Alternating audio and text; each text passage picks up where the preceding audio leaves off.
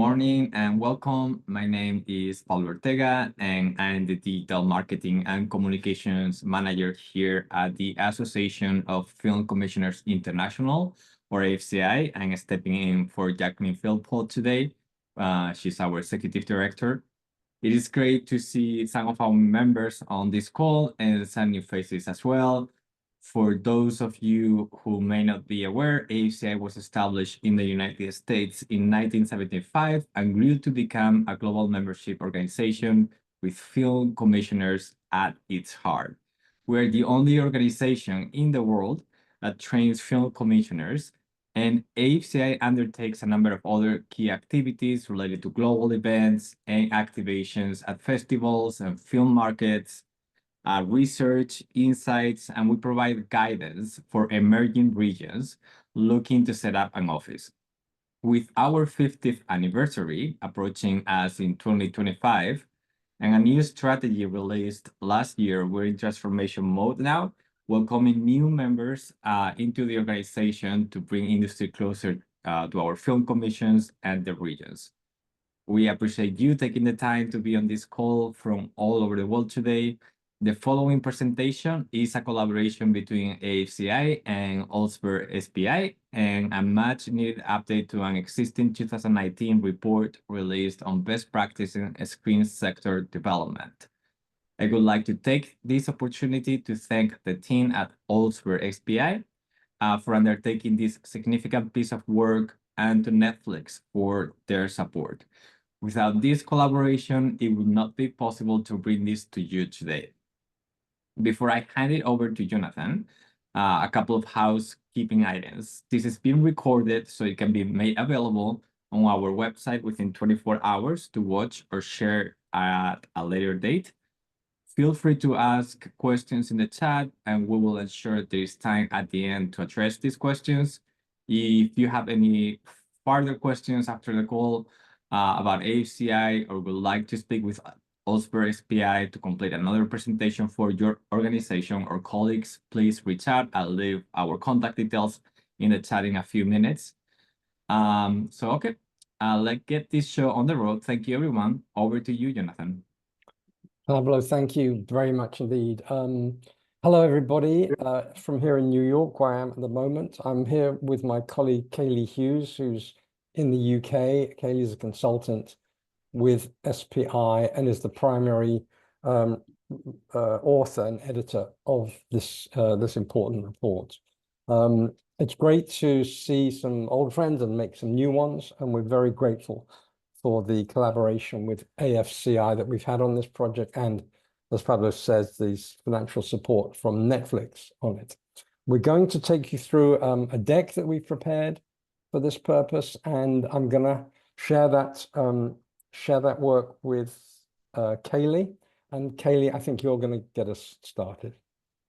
Thanks, Jonathan. And hi, everyone. We're really happy to be here sharing this.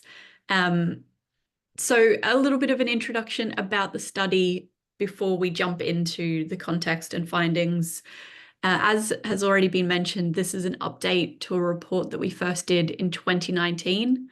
This edition that we published about a month and a half ago now is fully updated. It looks at successful policies, strategies, and other interventions that drive sustainable growth in the screen production sector around the world. The original report looked at production incentives, workforce capacity, infrastructure, and film friendliness, and we've expanded that to also include chapters on diversity, equity and inclusion, sustainability, and partner engagement. And we'll look at all 7 of those areas in this presentation. The report is available in 2 key documents. The first is the full report. It's just shy of 200 pages. It has a chapter on each of those 7 research areas, as well as additional chapters on context and industry background and trends. It includes 19 case studies from around the world, and I'll go into a bit more detail about those a little later in this presentation, and has really comprehensive and analysis around the key findings, key considerations, and examples of ineffective practices in those 7 areas. To accompany that report, we have a shorter version that's just under 60 pages and is a more visually focused document. That document is available in 11 languages. So it's in Arabic, Bahasa Indonesian, English, French, Korean, Japanese, Malay, Mandarin, Portuguese, Spanish, and Thai. And both of those documents are available to download for free on the AFCI website. There's also a QR code and link at the end of this presentation as well. So I'll pass across to Jonathan. Great, now. Thank you so much. And just to say that if you're not familiar with our company, the report has a little bit, the full report has a bit of information about us, and also you can look us up online, Olsberg SPI. So going to the next slide, I wanted to talk a little bit about the context for this report. I mean, we did do a version of this, the first version of this, in collaboration with AFCI back in 2019, where obviously the world was very different. And so we thought it would be good just to set some parameters for what's happened in the meantime. I mean, 2019, as many of you will remember, was a very, very busy period right up until the COVID hit us. And even though COVID was an interruption, after COVID, the global production scene has continued to expand, although there are headwinds at the moment, which we'll talk about in a little while. The volume of production has increased, and we're talking here about scripted feature films and television series by and large. And we've experienced some cost inflation in recent times, particularly with the impact of various strikes in the USA. And so, you know, what we're faced with, what we have been faced with is a period of growth. And I think that growth is likely to continue, but there are some issues around it that you can see possibly expressed on these particular slides where, you know, and you can see that the information on these slides deals primarily with the global production statistics on the left-hand side, feature film production in the last 5 years, and on the right-hand side, looking at scripted series coming from the US in terms of numbers of series. So you know, as I said, there have been shocks to the system. There was a rapid return after COVID. In recent times, with, you know, labor issues, there have been some challenges, but the report will give you in detail quite a lot of background information on these sorts of issues. So going to the next slide, we've looked at forecasting the growth in content spend in many of the most areas of the world. We're all aware that the streamers have been behind a lot of this global growth, not just in terms of international mobile productions, but also through investing in local content. And we expect this trend to continue. And in particular, we've noticed quite a bit of growth in some newer regions of the world, which you can see on this particular chart. I mean, this particular session with you is focused on particular regions, so we're not going into great detail about the whole of the world. But it's fair to say that emerging markets in Central and South America, in Africa, particularly Sub-Saharan Africa, and to a lesser degree in Central Eastern Europe and the Middle East, this growth can be seen on this chart. So moving to the next slide, we talk about incentives as one of 7 different areas of focus for the study, but we all know how important incentives have been in driving expanded activity throughout the world. And that's, I mean, I think at the moment there are about 120 different national or regional and major city incentives that we talk about in one of the SPI biannual reports. The next one is coming out quite soon, and we'll make sure you all get to see it. But these incentives have played a very particular role in the region that this particular session deals with, especially in countries like Morocco, Abu Dhabi, Jordan, Mauritius, Saudi Arabia, which has a newish incentive that it's sort of recently bedding down. And there's been a growing role of an understanding of what a powerful tool incentives have been for any country or region that wants to expand its scripted production sector. Again, this is something you'll be familiar with, but in terms of this particular region that this meeting is about, we still feel there's a huge amount of growth to come in establishing these incentives. Could go to the next slide. I think I'm going to hand back to you, Kaylee, to sort of take us through what the report is actually saying about things like best practice. Thanks, Jonathan. So just a couple of slides with some background about our methodology and to provide some insight before we start looking at those 7 areas in detail.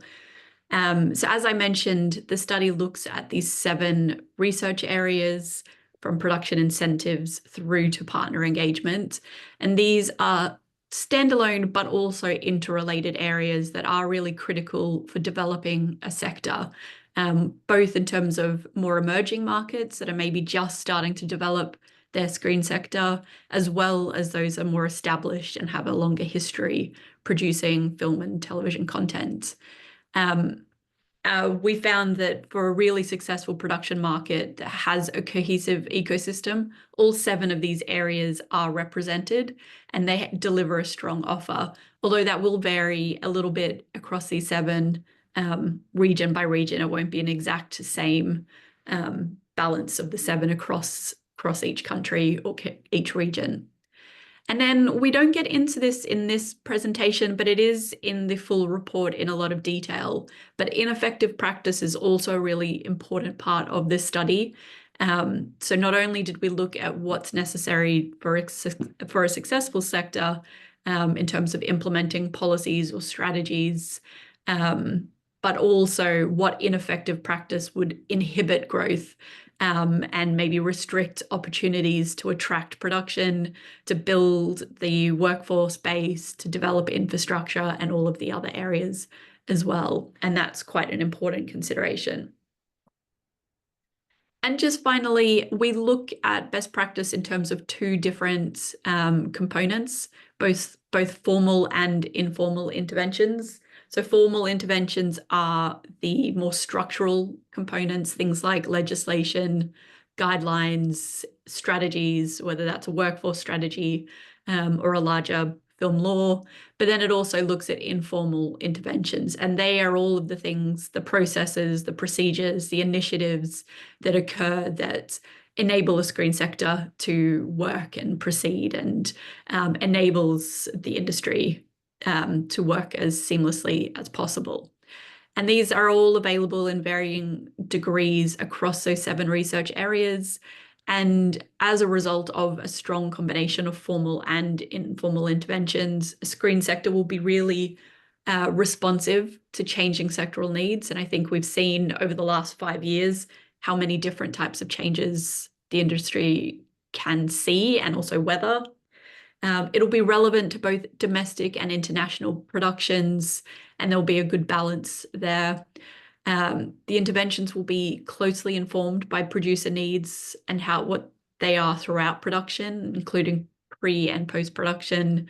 It'll address both national and regional perspectives and needs, and all of these interventions should be regularly reviewed to ensure that they are still effective and relevant for the sector, which ties in quite specifically to that first point about being responsive to changing sectoral needs. So we're going to move into the 7 research areas, and I'll pass Jonathan. Oh, wait, first case studies before we do the key findings. So as I mentioned, we have 19 case studies. We have case studies for each of the 7 research areas. We've included 2 in this presentation but the full report has all 19 in a lot of detail about what these different organizations or locations have done that constitutes best practice, what impact those interventions have had, and what lessons can be taken away for other jurisdictions or other organizations who are looking to grow their industry in these 7 areas. So on to the key findings, and over to you, Jonathan, for incentives. Thank you. So you'll all be aware that the introduction and use of strategic production incentives has been, for the last 10 or 15 years, a very, very effective and popular strategy, government public policy strategy to help grow the sector. And over the years, the sort of strategies behind and details of these incentives have become more and more refined. And there's extensive information in the full report about these incentives and why we regard them as key areas of best practice. We're talking here about automatic incentives, so we're not talking about selective incentives, and we're talking about incentives that are effective for both incoming international productions and domestic productions. These incentives can be structured in different ways, but there are certain elements of them, and we're dealing with them on this particular slide, that are very important to consider. Reducing uncertainty for an applicant is absolutely key. The processes of going through the applications to get the money, to get the support, knowledge about how much support is available and what kind and at what level. All of these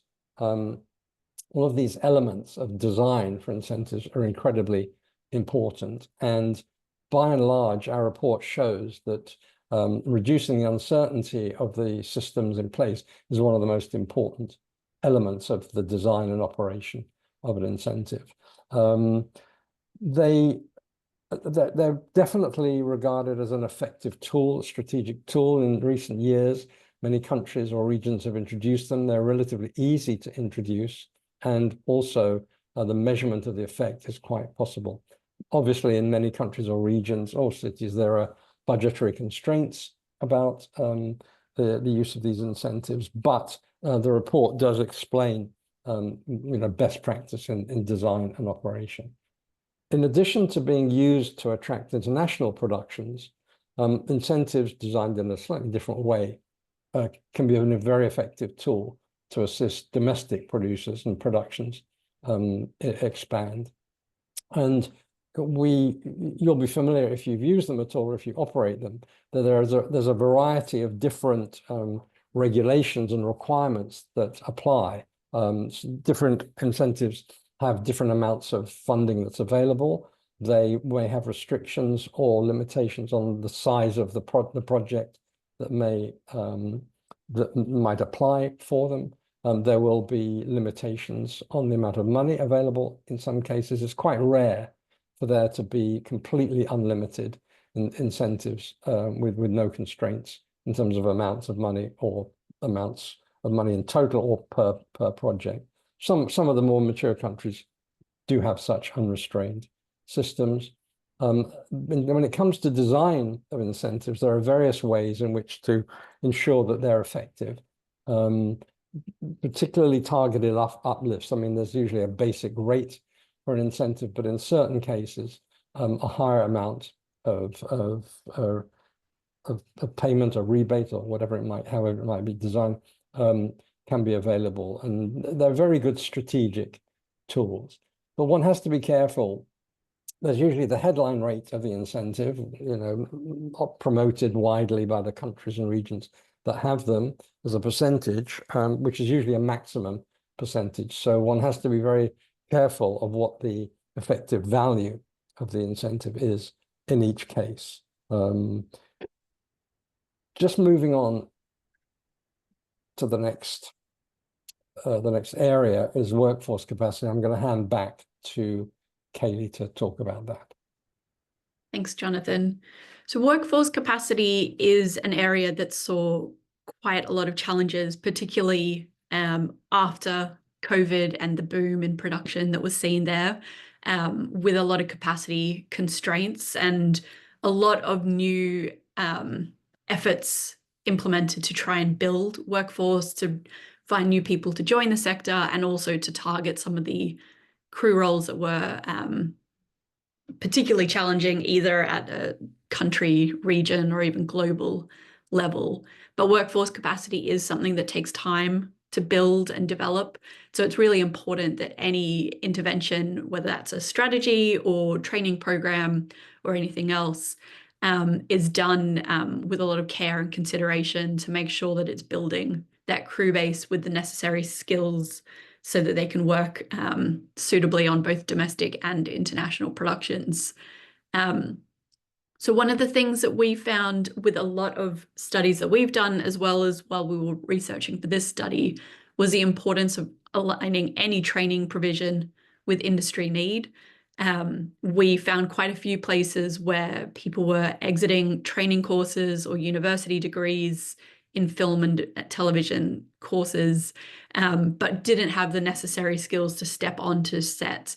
And a lot of new courses were developed to bridge that gap and give people that necessary experience to be able to work on sets.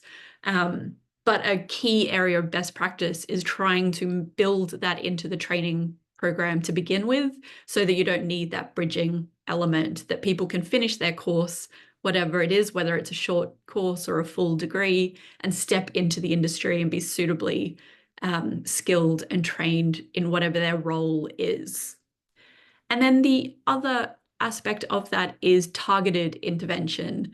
So there is a general approach to workforce development in terms of all types of courses that can be, or programs that can be produced, but it's also important to think about what the needs are in a particular region or country, and make sure that any workforce development to build capacity is aligning with those needs. So if you have a particular challenge around editors or first ADs or production accountants, and all three of those are roles that we've seen in short supply in a number of places globally, it's really important to be guiding additional training and resources towards those particular roles, and making sure that people are getting the skills, and also understanding that those are roles that are available to them.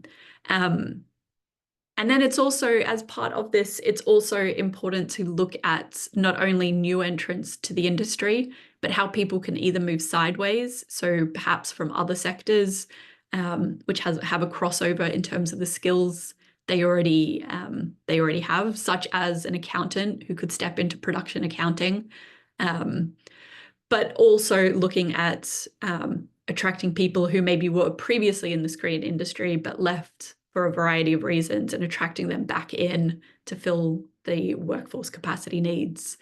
And that taps into the cohesive strategies area of best practice, making sure that it is any intervention, any initiative that's implemented is looking at that full holistic view of workforce capacity, looking at the pipeline in terms of new entrants, as well as progression of those new entrants throughout their career, as well as those sideways entrants and other people who are already in the industry, making sure that they are seeing screen as a long-term career prospect for them. And then the final piece here in terms of key areas is around comprehensive data collection. And that really feeds into all of those other three areas. It's really important to understand what your workforce looks like, who's working in the industry, what sort of roles are well supplied, where you may be having challenges filling certain roles or certain grades within a production base. And then also looking at things like the attrition rates or other components as well. But once you have that solid data base and that it's monitored over multiple years, it makes it much easier to make sure that whatever intervention you are implementing is really targeted and is being effective and is changing and the industry in a way that it needs to. And then aligned to workforce development is diversity, equity, and inclusion, or DEI. And in 2019, DEI was a subsection in the workforce capacity chapter, but we felt that it necessitated its own space in this edition of the report. It's very closely linked to workforce, and there is overlap, especially around things like data collection and integrating any kind of DEI program into workforce development. But then it also has its own considerations and areas of best practice as well. So for DEI, as with workforce collection, any regular data collection is really valuable. It's really helpful to understand who is working in the industry, what that makeup is, what sort of roles different groups are working in. Also things like if people are leaving the industry, why they're perhaps leaving the industry, and how you can maybe integrate new interventions or programs to try and tackle those particular challenges. And then any kind of DEI practice should be integrated into workforce development. So if you are doing a new workforce program, considering things like DEI and how that factors into whatever strategy you're implementing, and folding it into any kind of monitoring or assessment practices as well. Another really important area of best practice is around community engagement. And one of the things that we've found when we've been working in this area around the globe is about making sure that your program or message is actually reaching the groups that you're trying to target. And we've found that a lot of people don't consider the screen sector as an industry for them for a variety of reasons. And there will be programs, and they can be excellent programs, that are trying to help groups understand that they have a potential career in screen, but they're not seeing those messages, or the messages aren't being delivered in a way that truly resonates with them. So engaging with the community, whether that's through local schools, local universities, training organizations, other community groups, arts groups, theatre ensembles, all sorts of things, that can be a really effective way of making sure that whatever program you're implementing is reaching the people that you want to reach, but also they can be really valuable in the consultation phase in working out what your program should do in order to be effective in reaching these groups. Then the last two we have are authentic representation. So I think this probably speaks for itself, but making sure that any representation, both on screen and behind the screen, is authentic and is reflective of the realities of the groups that it's trying to represent. And this may mean, similar to community engagement, if you're telling a certain story, making sure that representatives of that group are being consulted during the production process and the writing phase, or are directly included in that writing room. And then making sure that that representation carries over on screen as well. And then the effective complaint system, this ties into that point I made around potential attrition rates. If programs are really successful in getting new groups into the industry, but then they're leaving after a year or two, it may be that that the program isn't quite meeting the needs and making sure that they feel nurtured throughout their career and understanding the particular challenges they may be facing. So ensuring there is some kind of system where they can raise these concerns, raise these challenges, and they can be addressed is a really important part of DEI best practice. So I'll pass back over to Jonathan for infrastructure. Thank you, Kaylee. This is a critical area of focus for any country or region that seeks to develop its film industry and associated support mechanisms. It's also quite a difficult area because of the capital costs involved, especially if you're talking about building new facilities, building new sound stages and new sort of studio campuses. But I'm going to talk about also not just the sort of high capital cost area, but also other areas, which is more to do with the supply chain. It's much easier in any particular country or region to establish a new supply chain offer than it is to create sound stages for obvious reasons. And there are many international companies involved in supply chain provision, vendors and suppliers that are interested in moving into new areas. So that is something that and most agencies involved in looking after the growth of this sector are dealing with and trying to find different ways of attracting those suppliers and those vendors. But talking mostly about stages, one of the key issues is that there may be a need for sound stages as a region, as an area, a country, develops, but it takes quite a while to fill that need in the construction process, and it's extremely high cost. So in most growing markets, first of all, there's experience with pop-up or converted studios using existing buildings or repurposing buildings to provide sort of a soundstage experience. And we saw during COVID, there was quite an interesting movement here, because during COVID, when the convention business and the exhibition business, almost disappeared, there were opportunities for these large spaces to be used by our industry as pop-up sound stages or stages that could be used for shooting. And that was an example of how our industry is really sort of swift on its feet to adapt as needed. And emerging markets nearly always use this approach for adapting existing buildings or converting existing buildings to deal with the demand for sort of relatively isolated shooting spaces.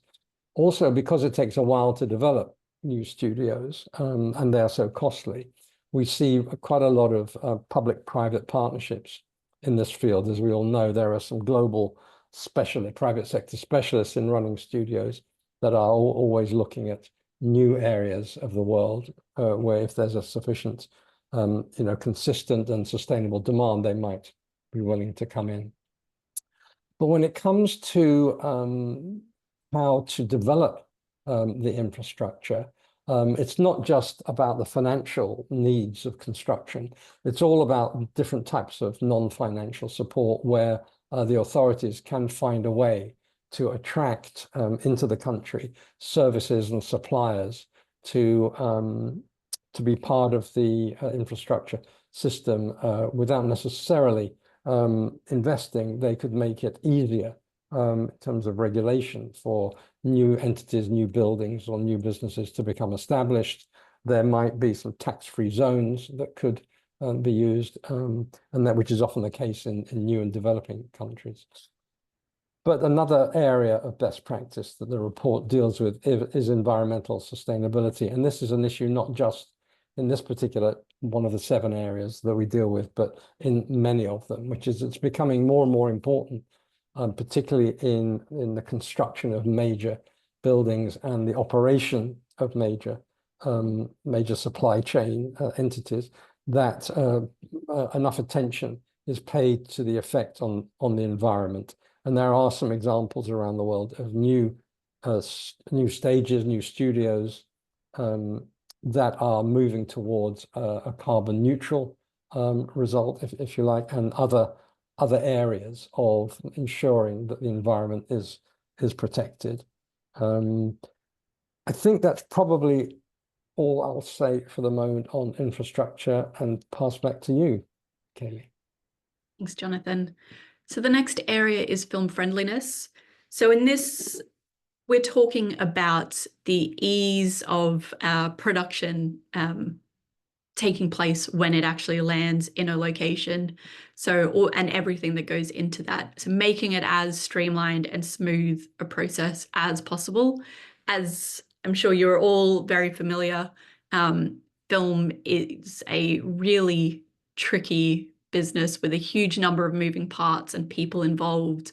And so anything that alleviates stress and potential for things to go wrong is always a massive benefit for a location. So one of the important elements around film friendliness is around building consensus. So building a network of vendors and other partners in a location who can help make sure that the filming process is as streamlined and smooth as possible. There are typically a number of people involved in film production that are not necessarily always or would even consider themselves as being involved in the film process.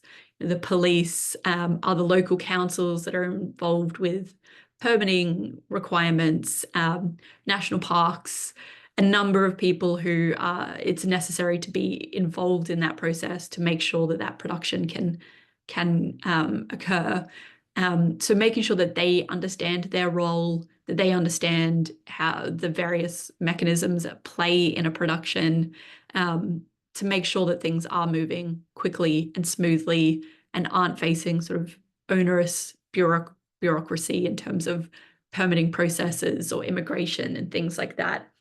And a film commission can play a really important role here as, or someone similar to a film commission, playing sort of a central role connecting all of these different groups, both the local public organizations, the industry, local industry, and other potentially incoming industry as well. And that ties to that idea around access and understanding, making sure that everyone understands the role that they're playing, how it fits together, and the impact of their role in the larger scheme of the production. So if a permit that someone is told will take 2 weeks, takes 7 weeks to roll out, what sort of impact that has further down the line. And then that also works on the other side as well, making sure that productions really understand the location that they're working in. There can be certain restrictions, particularly on natural sites or places that have cultural relevance, making sure that the production understand what sort of locations they're working in or what kind of groups they're working with, so they can approach it with the care and responsibility and consideration that's required. And then in terms of the permit processes, immigration, customs, tax, any regulations like that, that's expected in every single country and region that productions take place.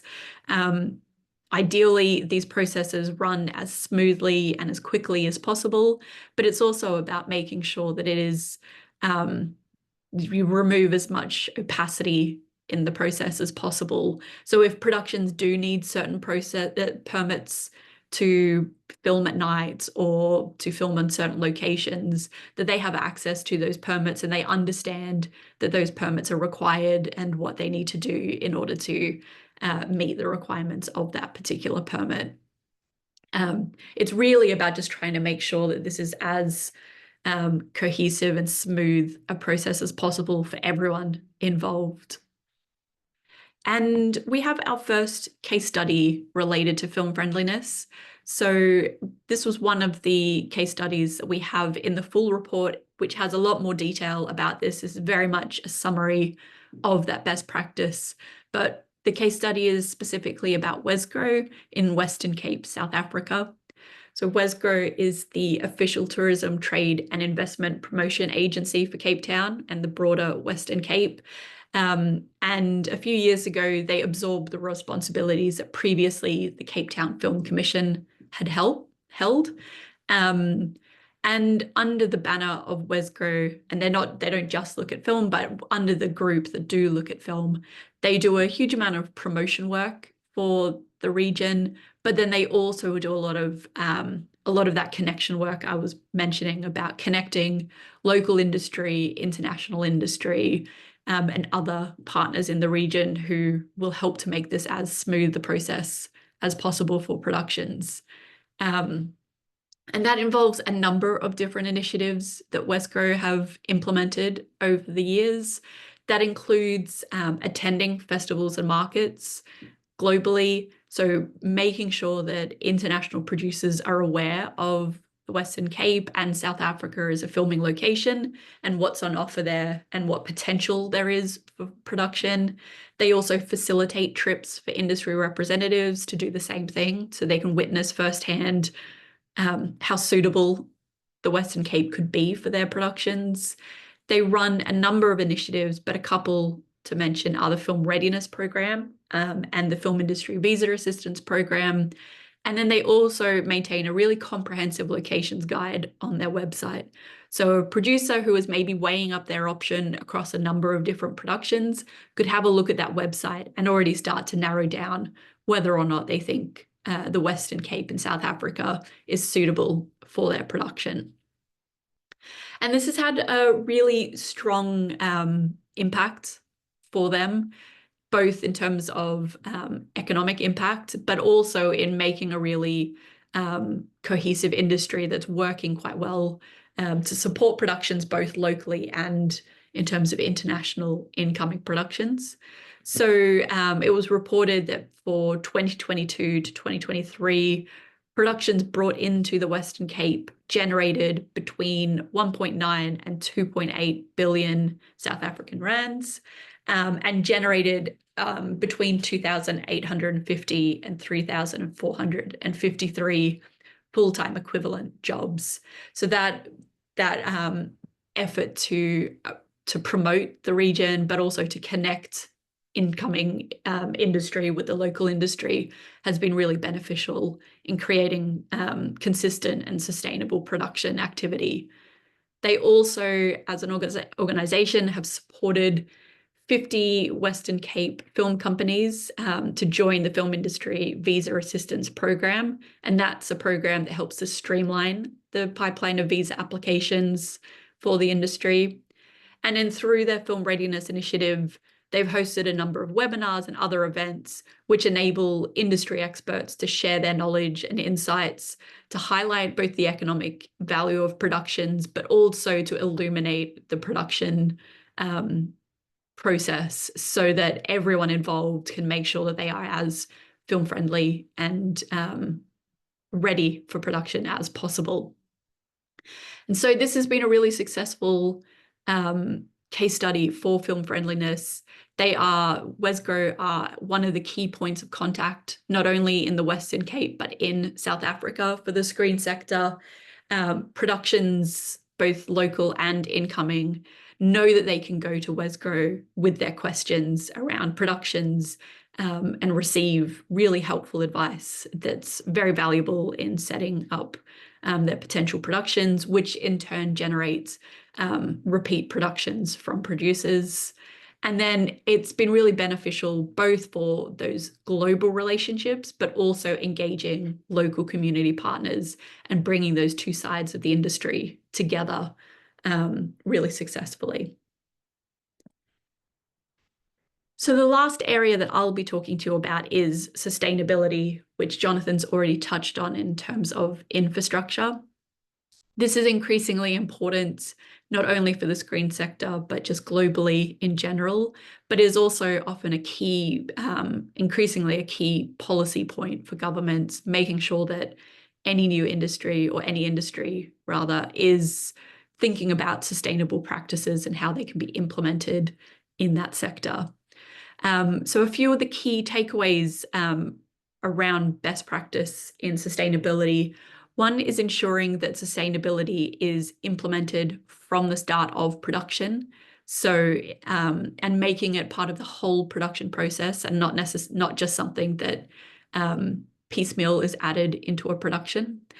And a film commission or other authority can play quite a useful role here, especially for international productions, by providing a list of vendors or other organizations in the region who can support in these sort of sustainable initiatives, whether that's through supplying generators or other materials, or even caterers and other suppliers who maybe can help provide more sustainable alternatives. This will also help to normalize that shift and really build a habit, because it'll help people to think about sustainability as just a standard part of production rather than something that they're adding on to meet certain requirements or check certain boxes. And that's how we'll start to really see a habit forming implementation of sustainability. And then it's also really important to make sure that whatever sustainable practices are being recommended or required, depending on the jurisdiction, that there are vendors and suppliers able to service those needs. So making sure that any sustainability requirements are available options and not something that's going to be a challenge, because that's only going to make it more difficult for productions to implement, but also is going to create sort of negative experience and reaction to considering sustainability in the future as well. And that ties into the idea of incentivizing change, making sustainability part of the everyday conversation, rewarding good practices, rewarding companies who are making concerted efforts to implement sustainability throughout their production or throughout their company. And also you can incentivize change through actual incentives as well. We're beginning to see a few uplifts added for incentives around green practices as a way to try and encourage people to incorporate these sustainable practices into their productions. So that's it from me, and I'll pass across to Jonathan for the very last area. Thank you. Thanks a lot, Kelly. So this is the last of the three new areas that the study has introduced compared to the one in 2019. We've talked about DEI, and we've talked just now about sustainability. And now we really wanted to focus on partner engagement. Why is this important? Well, obviously, any organization like a film commission or similar body has got a funder parent organization, and also other organizations in the sector, in the country, in the region, in the industry that they have to deal with. And over the years, it's, we've all known, all of us on this meeting, know that ours is an industry that's not very well understood by government, by the public, and by others. So this idea of engaging with our partners and stakeholders to make sure that they comprehend the nature of what we do, what you do, and the values attributed to them is really very, very important. And it's actually quite difficult, because often the partners that you wish to engage with, change. The individuals who are in government departments or in all other organizations, can move around and change. So there's a constant sort of refreshing of information that's necessary in dealing with these partners. And this is one of the reasons why we thought we would add this section. So clearly, identifying who the key partners are is critical. That we all have our address books of people, and our contact books of people who are important to us for different reasons. But there's usually, in most countries or regions, relatively speaking, a small number of key partners who are critical to this process. And I think in the next slide, we're going to describe who they are in a bit more detail. So an engagement, sort of an outreach and engagement strategy with the key players and the key individuals in these entities is a really important aspect of best practice in the sector. Obviously, identifying the partners and providing evidence to the partners of the value of the sector is critical. Economic impact studies, other sort of tourism benefits. There's a whole range of evidence that can be put in front of existing and prospective partners that can explain to them why this is such a crucial industry. Historically, ours has not been an industry that's been very clear about how we work and what the benefits are. They're rather opaque.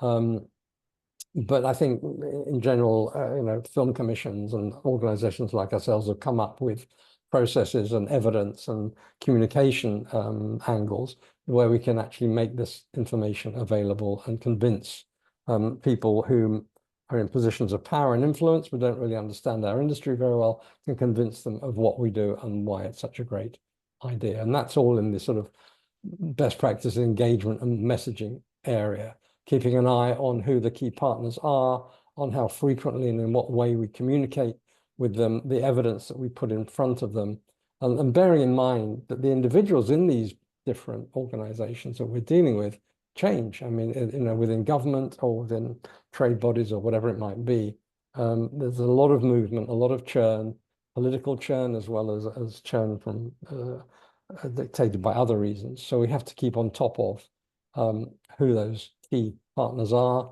and also be relatively clear about what the messages should be as well, without sort of overcooking the messaging.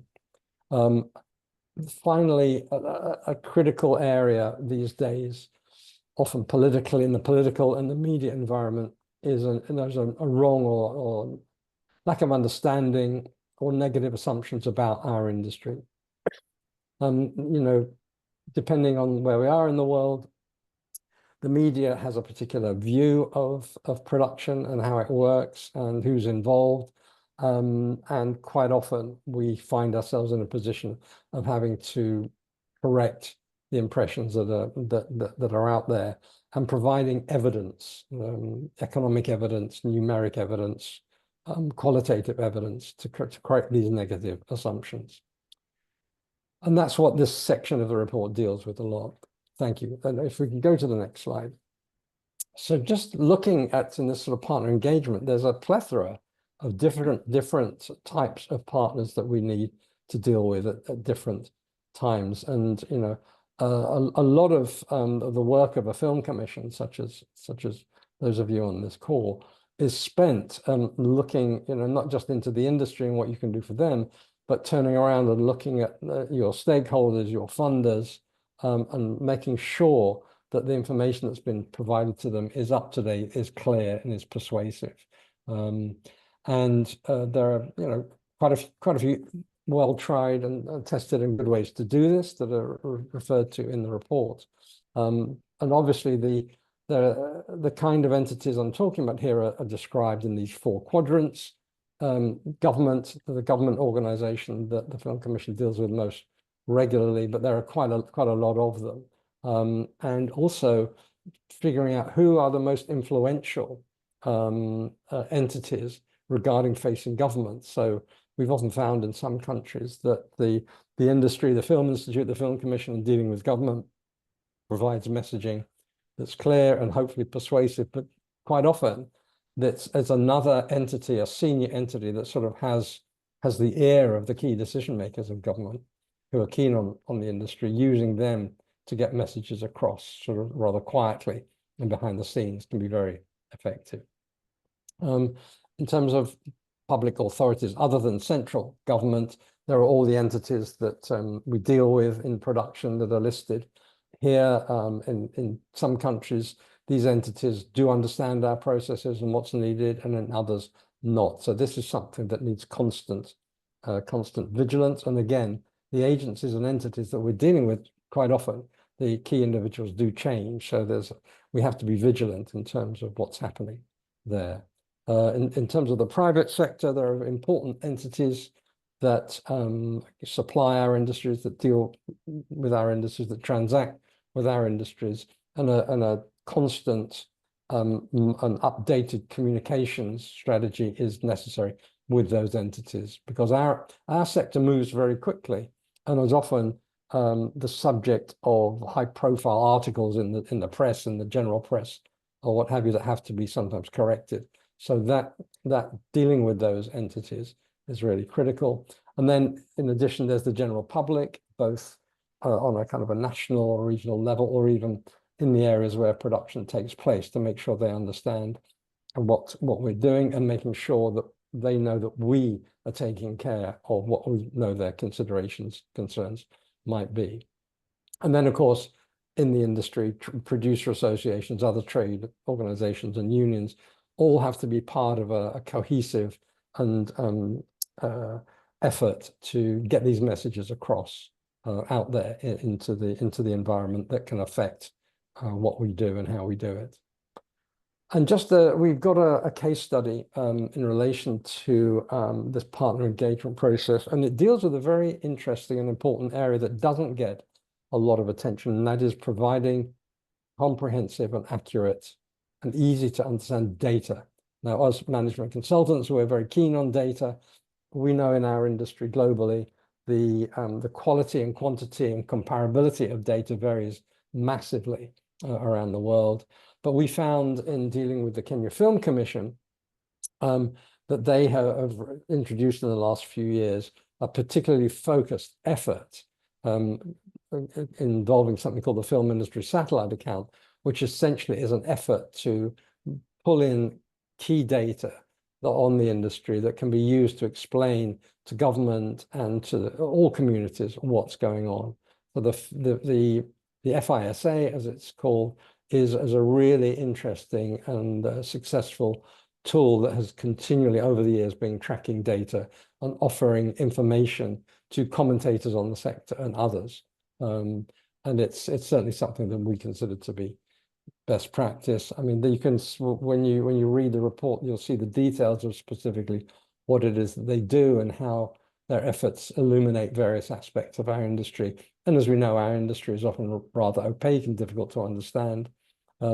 It became about through a collaboration in different parts of the Kenya authorities, including the Film Classification Board, the World Bank Group, and the Institute for Public Policy Research and Analysis there. And it's impressive how these organizations figured out there was a need and got together to deal with it. I'm just conscious of time, so I'll wrap up on this case study and refer you to the report as a whole. To download a copy, if you need to, here is a QR code, but do please feel free to reach out to Kaylee or to me. Our information about us is on our website if you want to expand on expanded information on any of this. But we're here and open for questions right now as well, if you like.